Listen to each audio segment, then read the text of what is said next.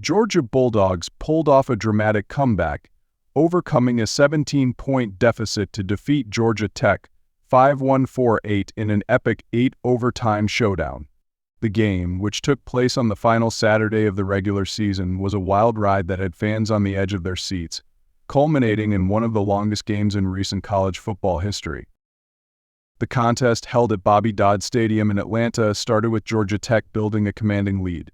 The Yellow Jackets' offense, led by quarterback Haynes King, came out firing early. King, who had been a dual threat all season, showed off his running and passing abilities, guiding his team to a 17-point lead midway through the third quarter. Georgia's defense, usually stout, was struggling to contain King and the rest of the Tech offense. However, the Bulldogs, ranked among the nation's elite teams, refused to back down. Despite facing a sizable deficit, Georgia's offense, led by quarterback Carson Beck, began to chip away at the lead. Beck, who had been steady but not spectacular throughout the season, found his rhythm in the second half. A touchdown pass to tight end Brock Bowers helped cut the lead to 17-10, and soon after, a field goal by Jack Podolsny made it a 4-point game. The drama truly started to unfold in the fourth quarter, as Georgia managed to tie the game at 24 apiece with a touchdown and another Podolsny field goal. Tech had a chance to win the game in regulation but missed a field goal attempt in the closing seconds, sending the game into overtime. The extra periods were nothing short of unbelievable. Both teams traded blows in a back-and-forth shootout, with each one taking the lead, only for the other to respond.